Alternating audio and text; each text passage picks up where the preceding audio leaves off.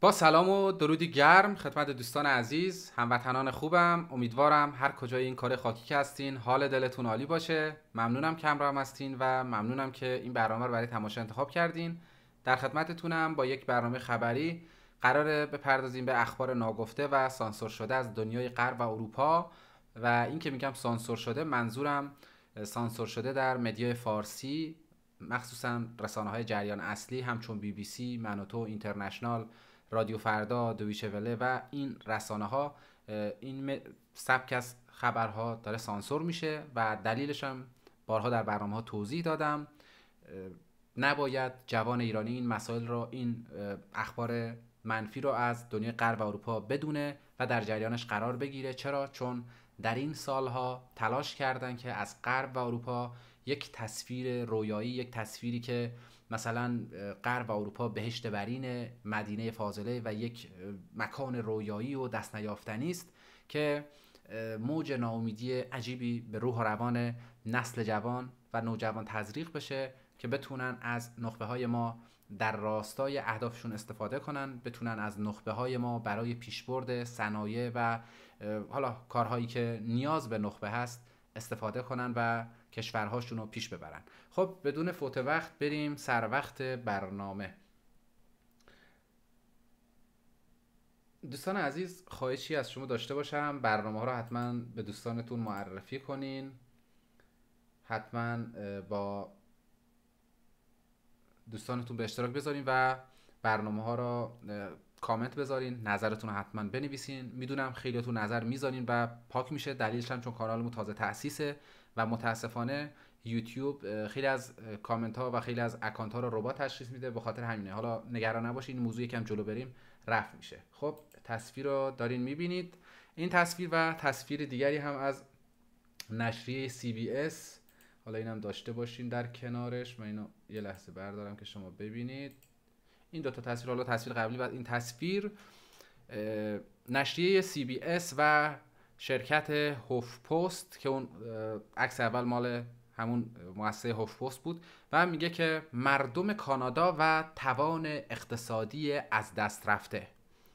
بیش از 33% کانادایی ها از اینکه با افزایش نرخ بهره بانک مرکزی کانادا زیر بدهی بمانند بسیار هراس دارند. این خبر برای سال 2025 و در ادامه میگه که طبق یک نظرسنجی ملی که توسط مؤسسه MNP، یکی از معتبرترین شرکت‌های مشاوره کانادا در زمینه کسب و کار و حسابداری انجام شده، بیش از 33% کانادایی‌ها از اینکه با بالا رفتن نرخ بهره بانک‌ها می‌تواند موجب ورشکستگی آنها شود بسیار هراس دارند و ابراز نگرانی می کنند. نتایج این نظرسنجی یکی دیگر از علائم هشداری است که نشان می دهد بودجه خانواده های کانادایی از زمانی که بانک مرکزی کانادا از ماه جولای نرخ بهره وام را افزایش داده و به حد خطرناکی محدود شده است، بسیاری از شاخصهای ارزیابی تنگ دستی شرکت MNP از جمله شاخص بدهی مصرف کننده را در 3 ماهه پایانی سال 2023، این برای خبر برای 2025 ولی این گزارش رو از اون سال 2023 داره بررسی میکنه،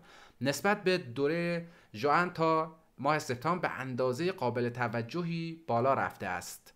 نتایج نظرسنجی میگه که و جالبه از 2023 بررسی 2025 میگه این روند رو به رشد و بسیار بسیار باعث نگرانی کانادایی ها شده و این مسئله تأثیر بسیار زیادی بر مسئله مهاجرت معکوس گذاشته. یعنی خیلی از مهاجرینی که به کانادا مهاجرت کرده بودن الان دارن مهاجرت معکوس انجام میدن و خیلی دارن به کشورهای خودشون برمیگردن و خیلی دارن میرن به کشورهای اروپایی، یعنی از کشورهای غربی دارن میرن کشورهای اروپایی. باز وضعیت کشورهای اروپایی نسبت به کشورهای غربی تا حدودی بهتره. حالا اومده درصد بندی کرده، درصد مردم کانادا وضعیت ها به چه صورته. میگه که 33% کانادایی ها گفتند دیگر نمیتوانند در کنار بازپرداخت بدهی ها از عهده مخارج ماهانه خود برآیند. شاخص بدهی MNP از 2023 تا 2024 8% افزایش پیدا کرده، از 2024 2025 12% افزایش پیدا کرده و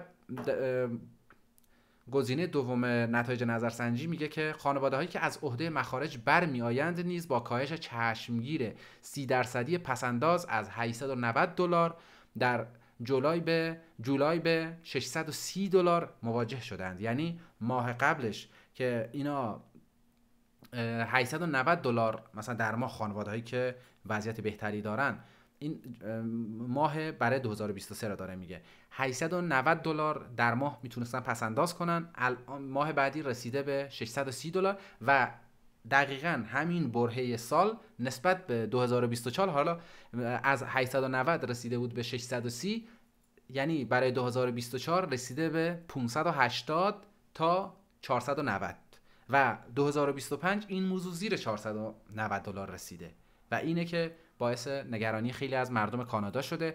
و گزینه سوم میگه که در مجموع حدود نیمی از کانادایی‌ها یعنی 48% گفتند در پایان ماه کمتر از $200 برایشان میماند، در واقع مساوی پول چند پاکت سیگار. و گزینه چهارم میگه که بیش از 40% کانادایی‌ها اعلام کردند با بالا رفتن بهره بانکی دچار مشکل مالی خواهند شد و این مسئله میتواند باعث فروپاشی بنیان خانواده و جدایی‌ها در خانواده‌ها شود. و در ادامه میگه که 33% هم از ورشکستگی وحشتناک هراس دارند. این خبریه که CBS نیوز و شرکت هوف پست این اومدن کار کردن. حالا گزارش اصلی رو این مؤسسه هوف پست انجام داده و خبرگزاری CBS نیوز اومده از این خبر با رفرنس به این شرکت اومده گزارش کامل رو رفته که برای شما خوندم. اما خبر بعدی رو داریم از نیویورک تایمز. برای شما اینجا آماده کنم.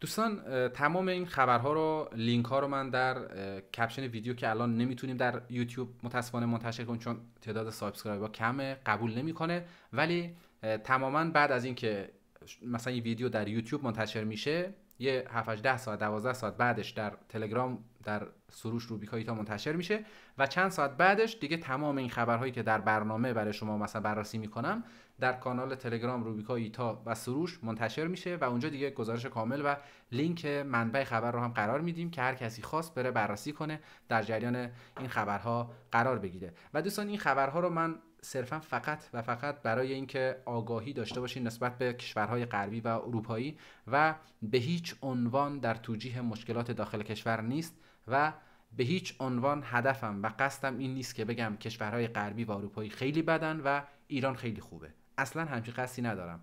فقط هدفم اینه که در جریان این اتفاقات قرار بگیرین، بدونین که وضعیت در کشورهای دیگه به چه صورته و مشکلات ایران رو هم میدونم خیلی مشکلات داریم، این مشکلات باید حل بشه، اما با ماندنه که وطن ساخته میشه، با رفتن وطن ساخته نمیشه. باید ما بمانیم و وطنمون رو بسازیم، باید یک نسل مسئولیت پذیر به بار بیاریم، خودمون، فرزندانمون، تا بتونیم کشور عزیزمون ایران رو به سمت پیشرفت و عمران آبادانی و سربلندی ببریم. اما بریم برای خبری که از نیویورک تایمز برای شما آماده کردم. نیویورک تایمز گزارش میده که اوضاع در اروپا وحشتناک است و وضعیت آنها بسیار بدتر خواهد شد. این گزارش برای 22 دسامبر 2024 هست. نیویورک تایمز این گزارش رو کار کرده و گزارش طولانی است. حالا من خلاصه گزارش رو برای شما صحبت میکنم.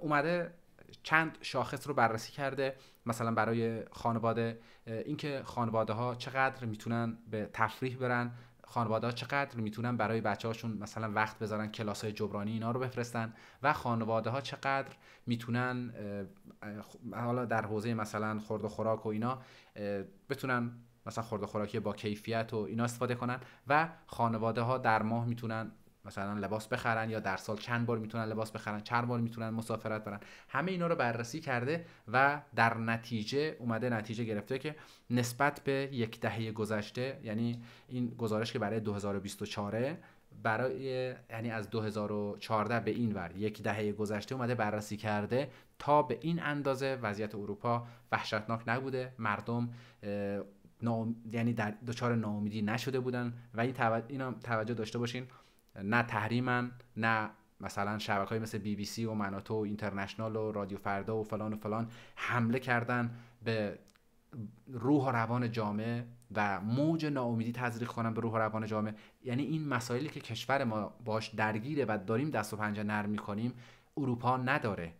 اما با این حال خبرگزاری نیویورک تایمز میاد اینجوری توصیف میکنه و اینجوری تیتر میزنه که اوضاع در اروپا وحشتناک است و داره میگه وضعیت آنها فقط داره بدتر میشه، یعنی روز به روز داره وضعیت بدتر میشه. اما خب متاسفانه این مدل خبرها رو ما در مدیای فارسی نمیبینیم. ایرانیان هموطنان عزیزمون که مهاجرت کردن متاسفانه خب تا بتونن پوز میدن، تا بتونن فخر میفروشن که شرایط خیلی بهتره. و اینم بگم که دوستان من این خبرها رو میخونم نه که اینجوری برداشت کنیم بگم هر کسی مهاجرت کرده بدبخت فلانه، نه اینجوری نیست. ولی خیلی از کسانی که مهاجرت کردن اون نتیجه مد نظر اون نتیجه‌ای که باید میگرفتن رو نگرفتن و ما فقط اونایی که موفق شدن رو میبینیم. و جالب اونایی هم که موفق شدن حالا یک پوز موفقیت رو دارن میدن. یعنی اون کسی که درگیر کار است، گرفتاره و اصلا تو مجازی شاید نباشه، اصلا جلوی بچم عموما انسان‌ها موفقیت هاشونو در مجازی نشون میدن. عموما انسان‌ها دستاوردها که بتونن باش پوز بدن، یعنی بدبختی‌ها رو هیچ کس نمیاد، خیلی کم میان میگن. و الان هم تو فضای اینستاگرام خیلی داره روز به روز خوشبختانه بیشتر میشن ایرانیانی که میان اعتراف میکنن، میان میگن که وضعیت مهاجرت به چه صورته، وضعیت زندگی در این کشورها به چه صورته. اما خب خیلی هم هستن موفق شدن و دارن از موفقیتش میگن. و خب مطمئنا در هر جامعه‌ای آدم‌های موفق هم هستن. حالا یکی شب و روز زحمت کشیده، یکی مثلا شانس بهش رو کرده، یکی شرایطشو داشته، یکی پشتوانه‌شو داشته، موفق شدن. یه نفرم یعنی با زور بازو با تلاشش موفق شده. اینجوری نیست که بگیم همه بدبختن و فلان، نه اینجوری. ولی شرایط، اون شرایط رویایی، اون شرایطی که برای ما توصیف کرده بودن به هیچ عنوان نیست و فضا به این صورته. خب حالا زیاد صحبت نکنیم، برسیم به تمام خبرها زیاده. اما خبر بعدی رو، این خبر هم خبر خیلی دردناک و اصلا این خبر میدونی از اون خبرهاییه که روح و روان آدمو قلقلک میده. یعنی آدمو واقعا درگیر یک موج عجیبه، اینکه اخلاقیات چقدر فرو پاشیده و چی میشه که مثلا انسان به این سطح از پستی برسه، به این سطح از بیمارگونه بودن برسه. چه اتفاقی واقعا میفته که یک جامعه، یک مثلا قشری به این نتیجه برسن و این مسائل رو مثلا برای خودشون بخوان به عنوان یک حق تلقی کنن. حالا من خبر رو برای شما بخونم همانطور که در تصویر میبینید. میگه که حالا وبسایتی که در این حوزه داره فعالیت میکنه نوشته که فتیش سخت جنین، یک فتیش، حالا نمیدونم معنی این کلمه رو میدونین یا نه، که مثلا اینا علاقه دارن به سخت جنین، اینا میگه مثلا فانتزیشون اون موضوع، مثلا دوست دارن سخت جنین انجام بدن و اینا به عنوان یک حق برای خودشون میدونن. حالا من خبر رو بخونم. چند سالی است که گرایش عجیبی به نام فتیش حالا سخت جنین به وجود اومده است که زنان عامدانه حامله میشوند و پس از گذشت چند ماه فرزند خود را سخت میکنند. کسانی که دست به چنین اعمالی میزنند ادعا میکنند که این رفتار برای آنها لذت بخش است. یعنی طرف میره حامله میشه، بعد از چند ماه این بچه را سخت میکنه و میگه که این حرکت برای من لذت بخشه.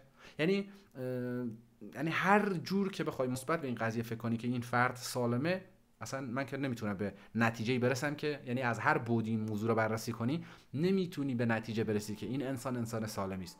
و جالب اینم بدونین که تعداد اینا خیلی زیاده ها، نه که فکر کنی مثلا چند تا باشن یا چند درصد خیلی کمی، نه تعداد خیلی زیاده. من در رابطه با همین گزارش رفتم کلی گزارش و کلی مثلا مقالات در این حوزه خوندم، واقعا اصلا مغزم سود کشید. بله، میگه که جالب است بدانید در میان این افراد کسانی هم بودند که تا 7 بار فرزند خود را سخت کردند. یعنی طرف 7 بار حامله شده، نمیدونم از لحاظ پزشکی اصلا میشه 7 بار، چون من شنیدم که مثلا خیلی میگن یکی دو بار اگه سخت کنی دیگه امکان بچه دار شدن خیلی سخت میشه، یا مثلا اون رحم نمیتونه اون بچه را نگه داره. حالا چیزی که من شنیدم و نمیدونم واقعا از لحاظ پزشکی این موضوع تایید میشه یا نه. خب ولی در این گزارش این موضوع را نوشته که میگه کسانی بودن تا 7 بار حامله شدن و سقط کردن و از این حرکت لذت بردن.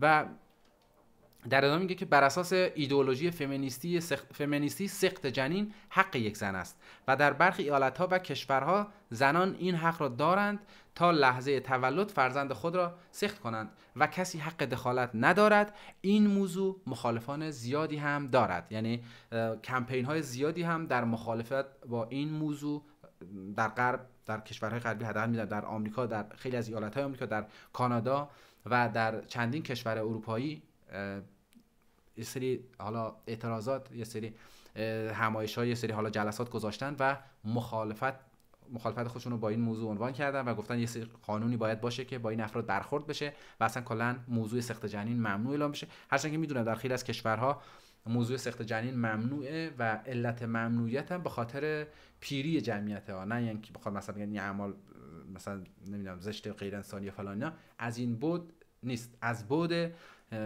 کاهش شدید جمعیت و شدیداً جامعه ها دچار پیری جمعیت و جوانی جمعیت رو به کاهشه. به خاطر این مسئله اومدن موضوع سقط جنین رو در خیلی از کشورها ممنوع اعلام کردن.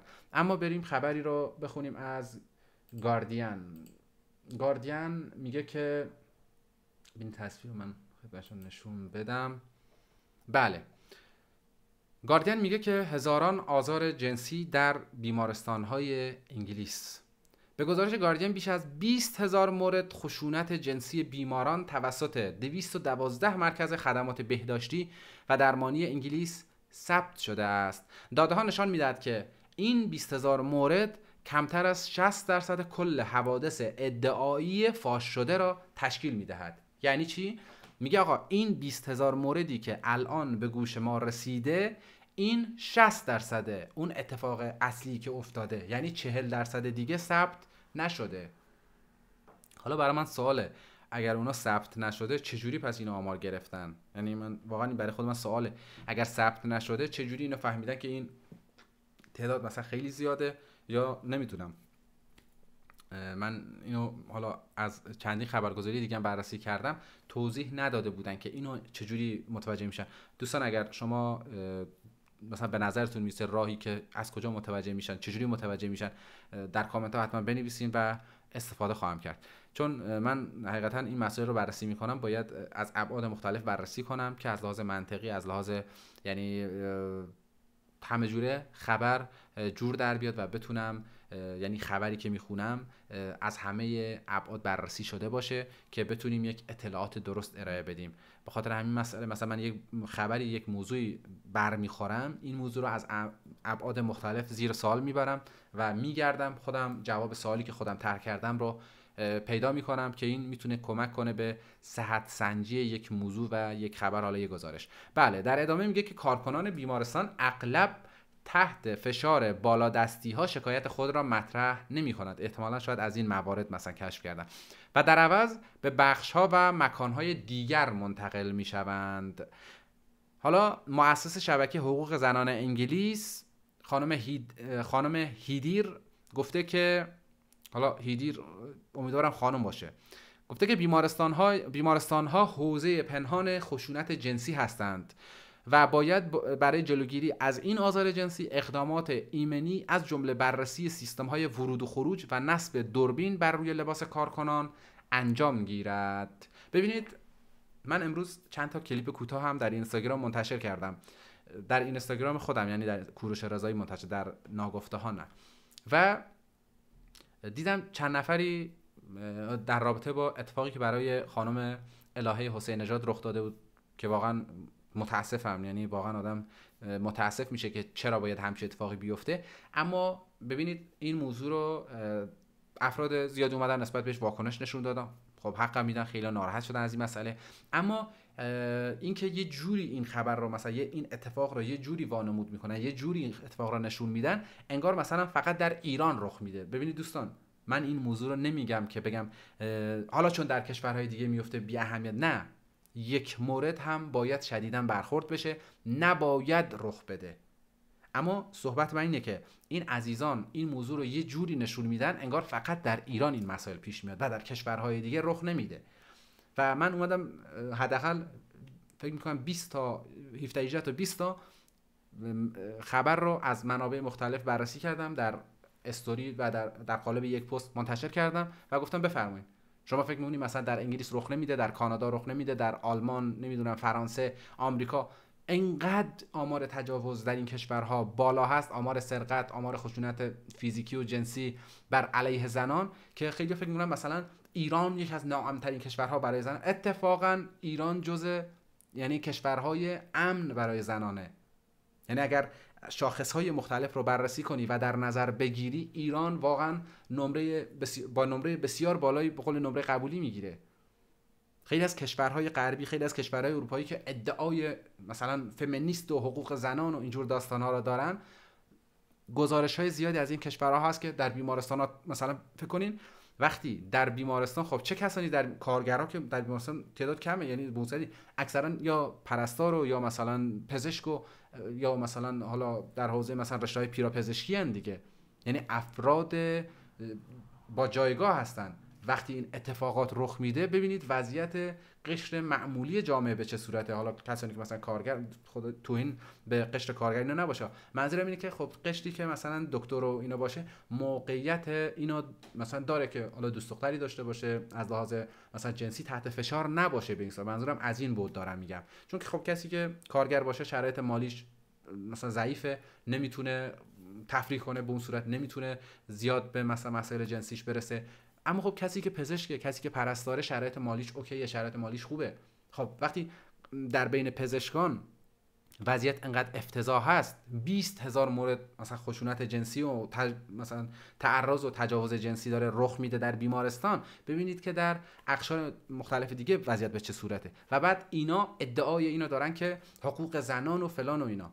خب ما بارها ویدیو دیدیم که خانم داره مثلا مثل کارگر شهرداری همگام با مردان داره سطل زباله، سطل آشغال خالی میکنه. اما خب در ایران اصلا همچین موضوعی نیست، قفله.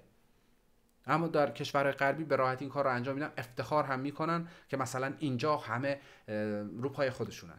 ولی در کشور ما این موضوع به اون صورت نیست. و نه که بگم مشکل نداریم، داریم، خیلی زیاد هم مشکل داریم، ولی وقتی مقایسه میکنی وضعیت ایران واقعا بهتره.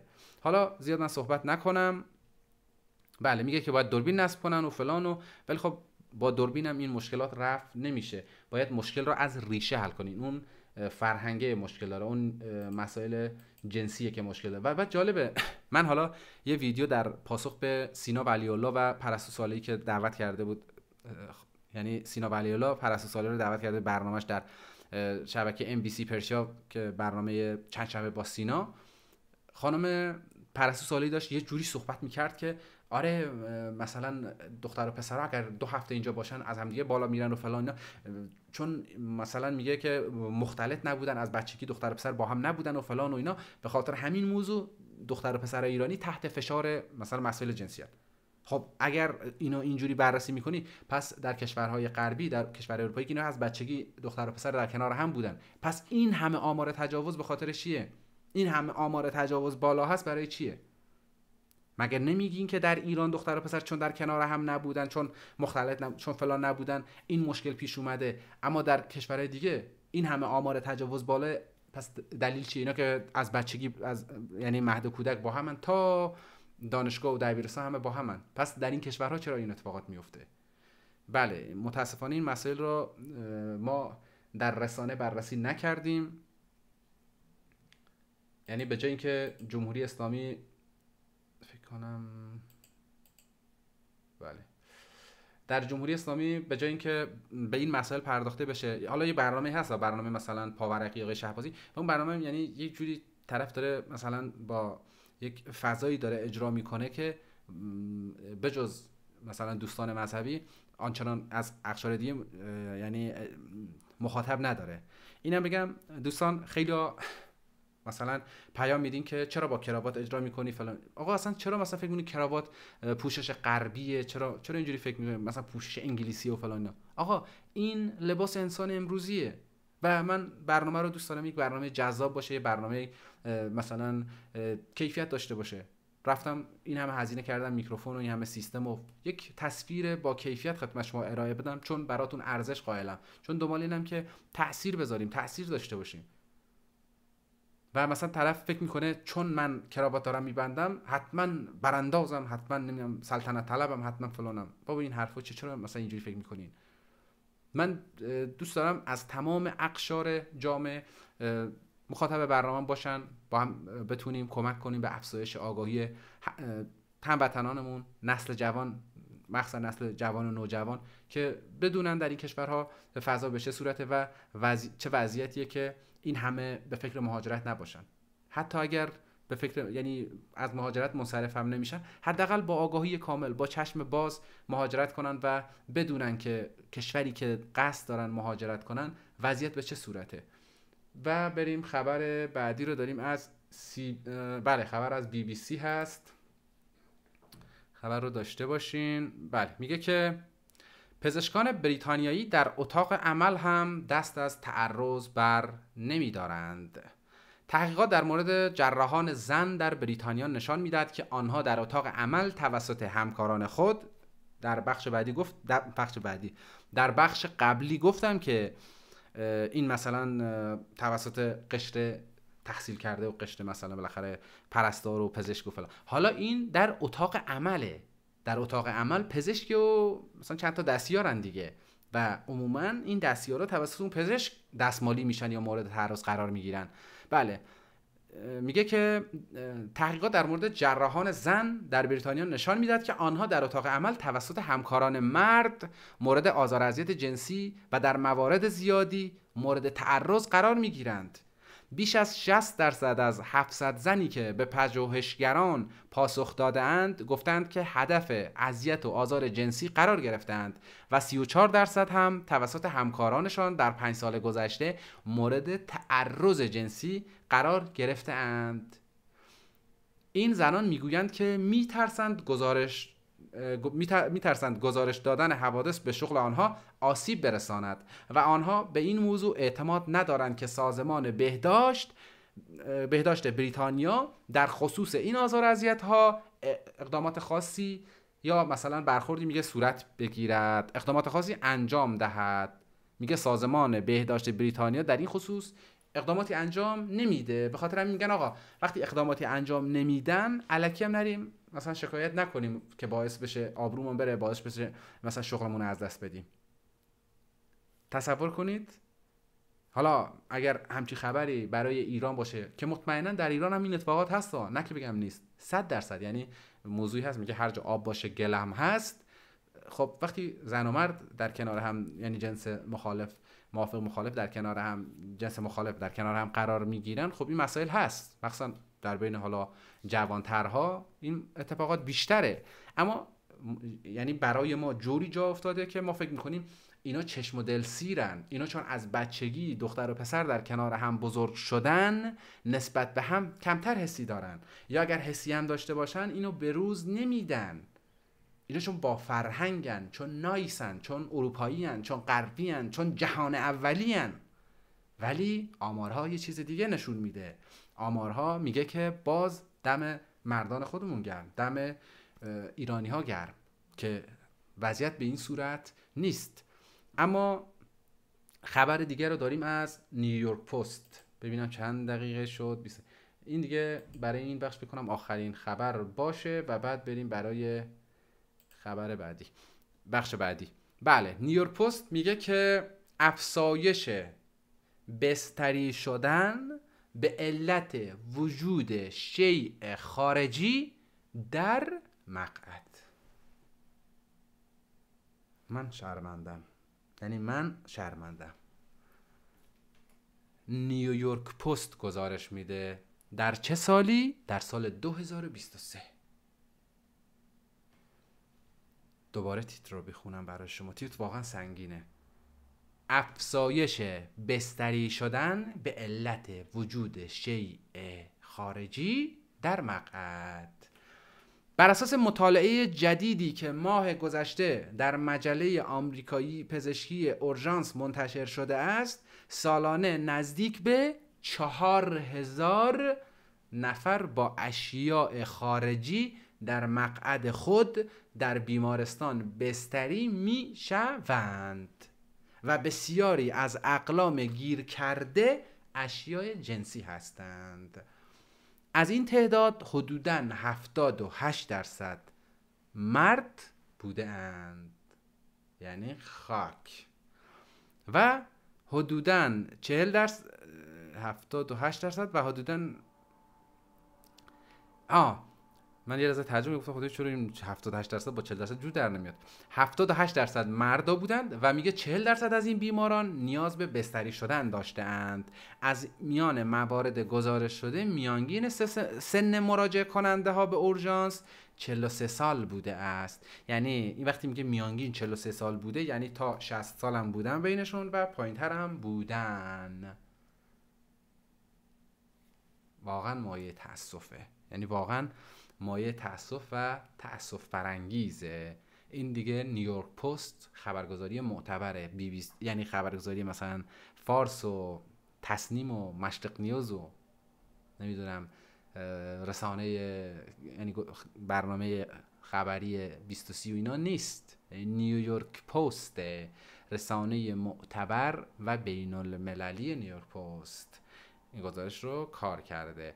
حالا یک گزارش دیگر رو هم بخونیم بعد بریم برای بخش بعدی.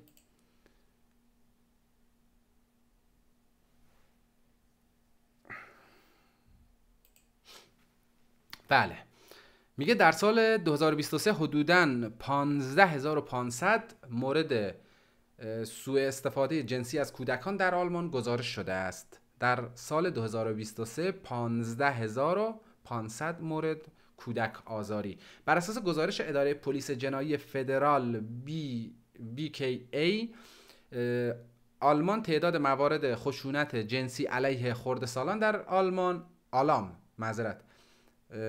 میگه بر اساس گزارش اداره پلیس جنایی فدرال آلام تعداد موارد خشونت جنسی علیه خردسالان در آلمان در سال گذشته به طور میانگین به 49 قربانی در روز رسیده است. یعنی در هر روز در آلمانی که حدوداً 83 میلیون جمعیت داره 49 کودک در روز مورد آزار و اذیت جنسی و گاهن تعرض جنسی قرار میگیرند. این داده ها نشان میدهد که 17704 کودک زیر 14 سال در سال 2022 قربانی خشونت جنسی شدند که این رقم در سال 2021 کمی بیش از 16900 نفر بوده است. از این تعداد 2281 کودک کمتر از 6 سال سن داشتند. تحقیقات نشان می‌دهد که ساختار خانواده مهمترین عامل خطر در آزار جنسی کودکان است. کودکانی که با یک والد یا والد ناتنی زندگی می‌کنند بیشتر در معرض خطر قرار دارند. خشونت علیه کودکان یک مسئله طبیعی و تکاملی نیست که صرفاً درون خانواده آن را جستجو کرد. اغلب متجاوزین کودک خود دچار کودک آزاری و تجاوز در سنین کودکی بوده اند. مثل این موردی که در چند وقت پیش در ایران رخ داده بود که حالا خیلی از کودک ها رو برده بود، حتی از اینا فیلم تهیه کرده بود و باش صحبت کردن، گفت که در کودکی خودم مثلا این بلا رو سرم آورده. بله، میگه که 15520 مورد سوء استفاده جنسی از کودکان، 42075 مورد توزیع، دستیابی و داشتن تولید به اصطلاح پورنوگرافی کودک دست داشتن، منظور حالا بازی کردن یا مثلا فعل و مفعول و فاعل بودن، و 6746 مورد هم توزیع، دستیابی و داشتن به تولید به اصطلاح مستجن جوانان و مثلا فیلم ها رو داره میگه. این آماریه که منتشر کردن. یه تصویر داریم در کنار من میبینین، این رسانه برای آلمان هست و اومده این گزارش رو کار کرده و این گزارش در برهه خودش خیلی سر و صدا کرد و چون حالا مربوط به این موضوع میشد من در این گزارش سعی کردم بهش بپردازم در این برنامه و این موارده. حالا خیلی‌ها میان مثلا میگن که نه وضعیت این کشورها فلانه و اینا، این برنامه ها رو براشون بفرستین ببینن این برنامه ها رو و در جریان قرار بگیرن که وضعیت در این کشورها به چه صورت هست. دوستان ممنونم که همراه هم بودین و ممنونم که حمایت میکنین با لایکاتون، با کامنت های زیباتون و گاهن کامنت هایی که حالا نقد باشه، مطمئنا نقد های سازنده هست.